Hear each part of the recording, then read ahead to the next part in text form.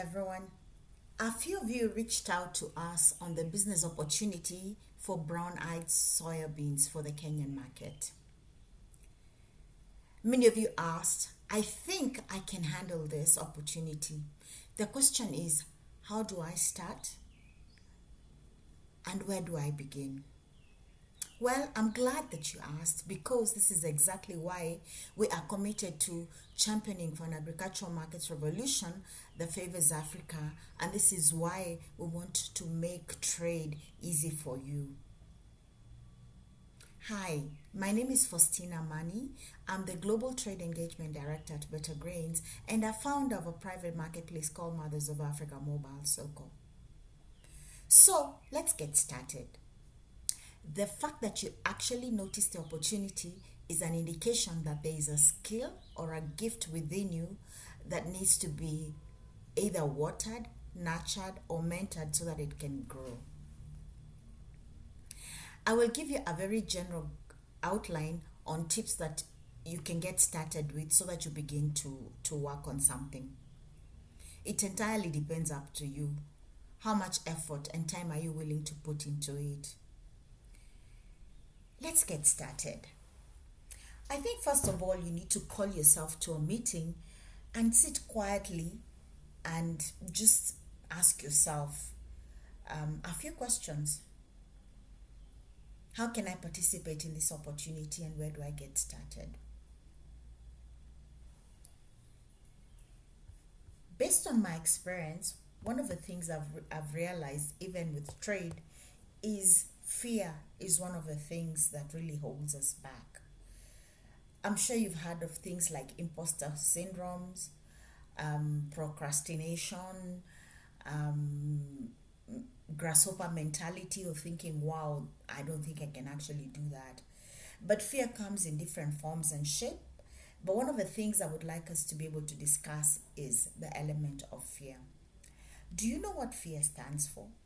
Fear is actually false evidence appearing real, meaning that I think that I'm too small to be able to execute this order. That's a grasshopper mentality. Others would even call it an imposter syndrome, where you actually look at yourself, skilled as you are, you still don't think you're good enough to be able to perform. And if you really carefully think about it, you will realize this is just voices in your head. You actually have not tried it. You're just afraid. And most people are afraid. Nobody would ever tell you that they've ever done anything in full confidence. All of us struggle. All of us wonder, what if I fail? Or what if something horribly goes wrong? Well, if you don't try, you will never know. And that's why I think it's very important that you call yourself to a meeting and you ask yourself, what am I afraid of? What do I know? What do I not know? What if I tried and became wildly successful or was able to make some money out of it? And that takes me to the next step, where after you've addressed your fears, one of the things that you need to build up is faith. The question is, what if I succeed? Is there a probability that I could succeed? So far, you don't have any evidence that you will fail. So the only way to do this is to move up. And I'm going to outline some steps. I've put them in, acronymed them as faith, and I want to take you through this so that you can get started. The first thing I need you to do is relax. African ancestors have been doing international trade from way back in 1440 BC. Yes, before Christ was born. Yes, that's how long African ancestors have been doing trade. How do you think Joseph was able to get from Israel to, before even it was really Israel, but how do you think Joseph was able to get from where he was to Egypt? Well, some spice traders actually from the tribe of Ishmael were on camels and they were taking spices to Egypt. And this is actually evidence. You can find this story in Genesis 37:25. My ladies in agribusiness, I'm sure you've heard of the Queen of Sheba, who was an African Ethiopian international woman trader who used camels to that bore spices and very much gold and precious stones, and traveled to King Solomon to give these gifts to him. How was she able to do that on camels? Well, that story is found in 1 Kings 10:2.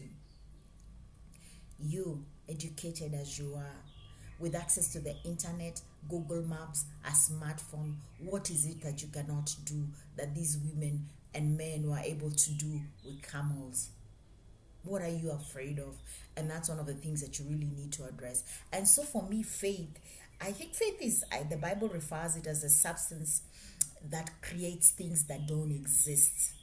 In other words, faith is the ability to actually think, I can do this thing that doesn't yet exist. I can actually bring it to pass. I can actually make it happen. Fear is what causes me to look at that thing and it looks like it's impossible.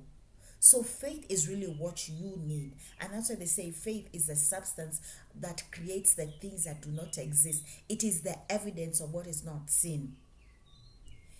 And here is the substance that you need to be able to create this business, or take advantage of this opportunity to make money for yourself.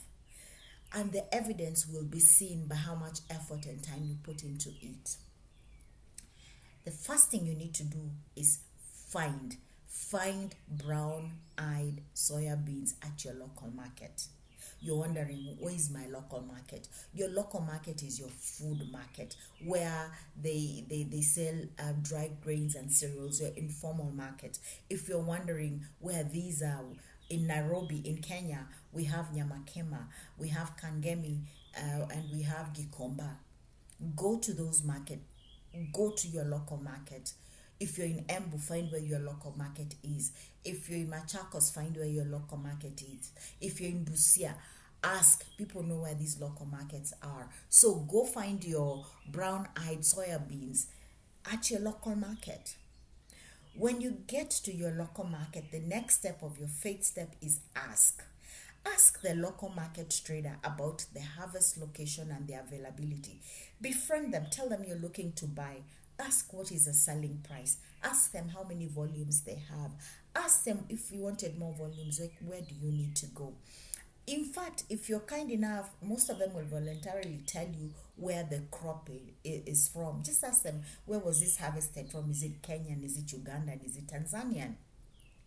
Ask about the harvest location and the available capacity. See, the traders are in the business of trading, and you will be surprised that they're actually holding sacks of this. So it's very important that you be able to go to your local market and ask.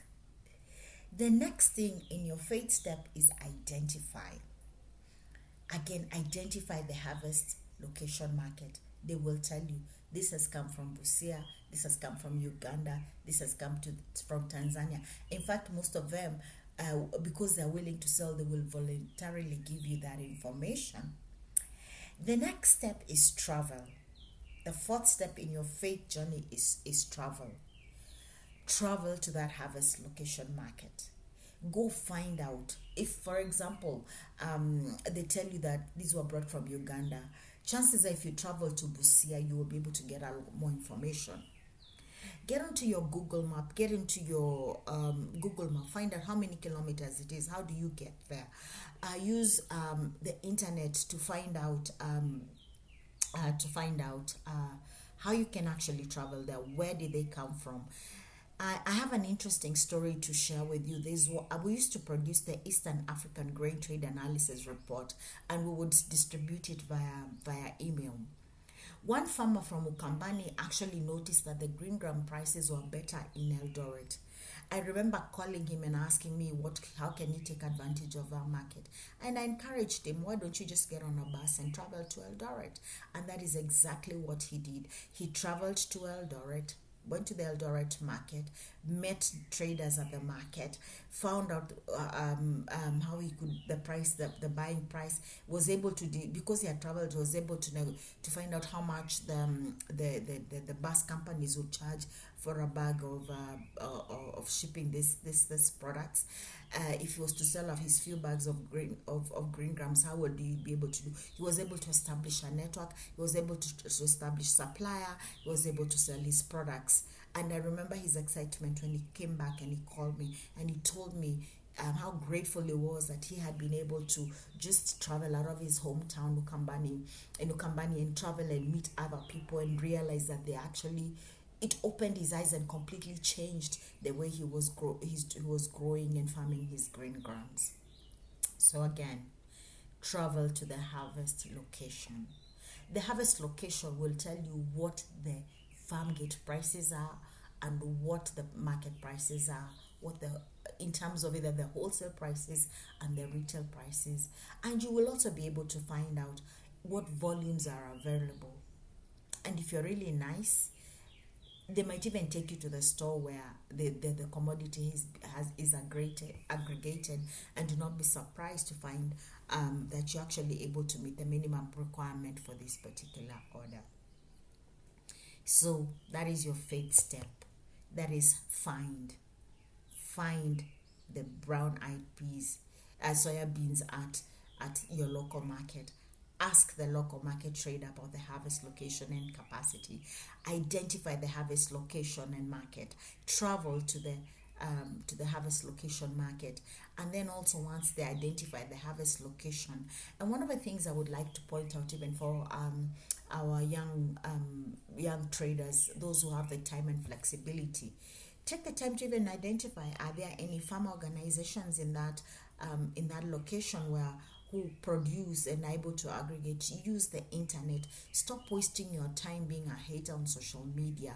Use that time on the internet to find the products that you can really sell. Invest that time.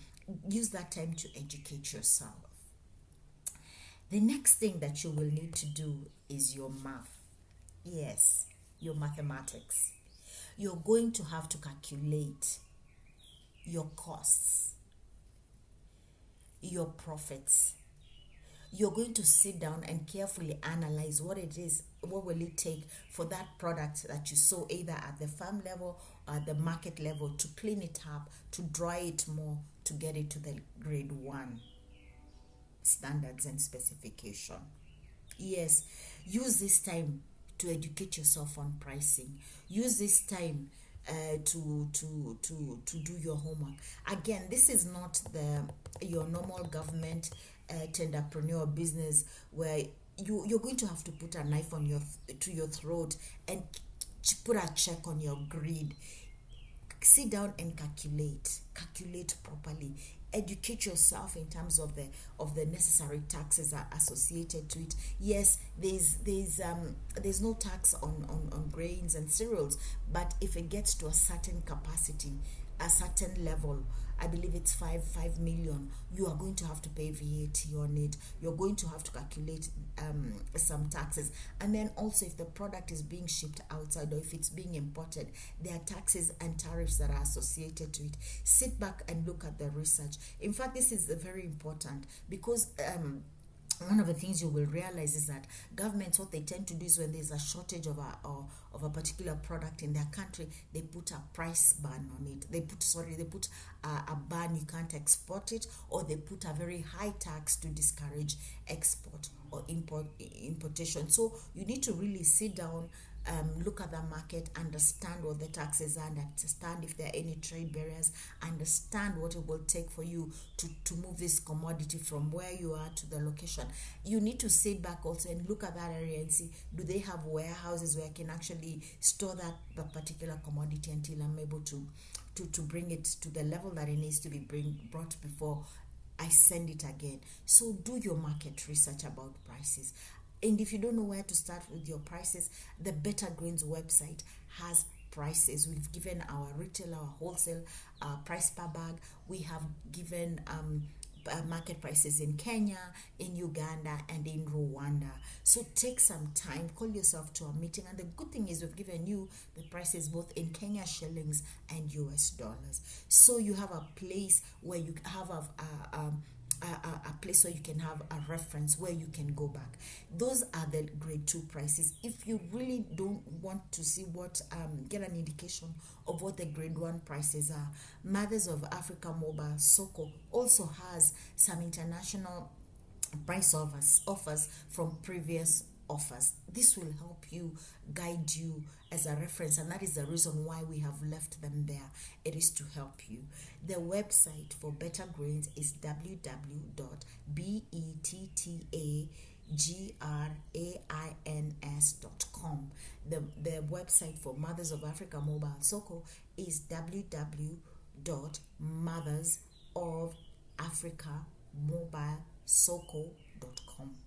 And again, it's important that you take advantage of this information, because again, our goal is to equip you and to get you to trade more, and to do it in such a way that you will be able to earn an income for yourself. After you have done all this calculations, sit down, work on this, and again, be very careful to do this, because this will be either your deal maker or your deal breaker. Add your expenses, add all your costs, additional costs to meeting grade 1 standards and specification. And do not forget that the international standard inspections cost will also need to be factored in, because you will be required to get an international inspection body to come and confirm that your commodity will meet these the standards that we have given you. So I hope I have been very clear enough with that. And again, please just take the time to just carefully study that commodity, educate yourself. The next thing that you will need to do is you'll need to go through our vetting process. So one of the things that we've realized is that as much as we have provided market information on our website, people have a tendency of calling us and asking for the same sort of prices. Well, the thing is, if the prices have been offered there, we believe that that's why you need to just strictly go to the website and get the prices that you have. And again, people also don't seem to understand that our core business is trading, not giving prices. So we give prices out of because of our effort in wanting to make agricultural markets more favorable for Africans. So our core business is not giving prices. This is how we serve Africa. So when people call us and expect us to be able to quote prices, that is not how we work. Our focus is to focus on execution of the actual trade. So what happens is, if you call us and you're serious, we want to make sure that we are focusing on people who are serious, and people who are serious will do what we ask of them. We are willing to go through our vetting process. And so what does our vetting process look like? Well, we want to make sure that you're a legally registered business. It is a known fact the grains and cereals sector is filled with conmen. Just the fact that we're even on the internet by itself, there are enough thieves who are willing to scam people, and we don't have time for that. So we want you to prove to us that you're a legally registered business. That is why we ask for your business registration and tax PIN. If you don't have a business registration and you don't have a tax PIN, I strongly advise you to go to any cyber cafe. They will be able to help you with your business registration and your tax PIN. In most countries, I don't know about Tanzania, but I know Kenya and Uganda, you should be able to get your business registered online. Again, we're very unapologetic about this. We've had actually people who are insulters and abusers because we've asked this, and they are demanding that we give them prices before they send these documents. And again, I'm going to be very categorical. We are very unapologetic about this. If you do not provide us with these documents, we will not respond. If you're not happy with the way you work, please feel free to find someone who is more suited to work with you.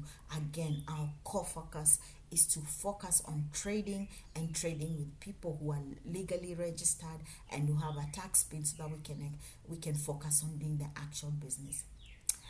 Kindly note that in addition to just providing us with your business license, we also do background checks on you.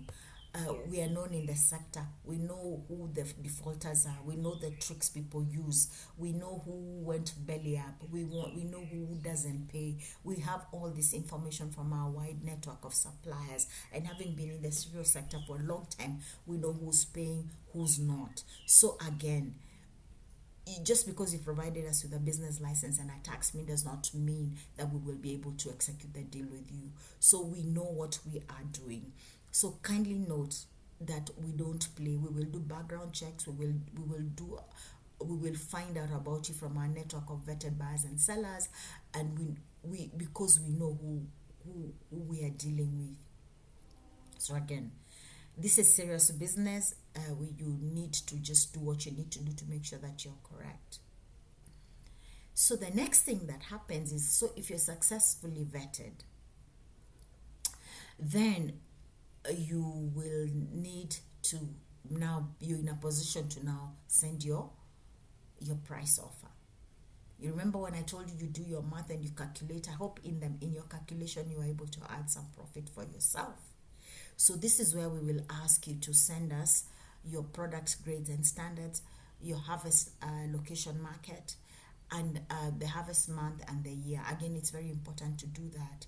So again, when you're sending all those things, make sure that you comply with the grades and standards that have been asked for. In this case is EAC grade 1.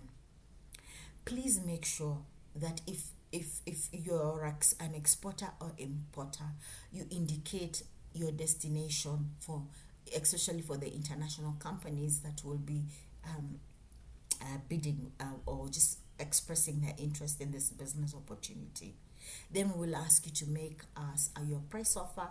We will also want to know what your payment terms are. It's very important you take the time to research and understand payment terms. And again, once you submit your offer, we will be able to come back. If your offer is accepted, we will be able to come back to you, and then we will be able to facilitate the trade with you. Again, it's very important that you comply and you do what you need to do research. This is serious business. So now what happens after you have submitted your offer? If you are successful, we will facilitate the trade for you. We will be there to hold your hand, and we will be there to do everything within our power. Sometimes you can be successful, your bid is forwarded, but for one reason or another, the client decides, no, I don't want this. Things happen, but be patient with us. The good news is that once you are vetted, you've been automatically added to our network, a wide network of vetted buyers and sellers from all over Africa, actually from all over the world. So what happens if your offer is still not successful? You will still be added to our vetted buyers and sellers, and you will be among the first people who will be reached out for any additional new business opportunities that are there. The only thing you will be required for the next time you submit, you're interested in a business opportunity, is to just send an email with your offer and your payment terms and your grades and standards. You don't need to go through the vetting process again. So, with all this that I have told you, what if you don't even get to that place of making an offer? Well, guess what? Congratulations, because you took the first step. You went to the local market. You learned, you met traders, you saw other markets, you saw how the business works, you acquired information no one will ever be able to take from you. So it's very important that you congratulate yourself, even for addressing your fears, and even just it's a step in the right direction, and you have grown. And tomorrow you will add on to that. What if you didn't even get to that place where you even went to the market? Well, give yourself some grace. There is nothing like a failure. To me, it's just I like to think it as, at least I thought about it. Then the next thing I will add on to that thought.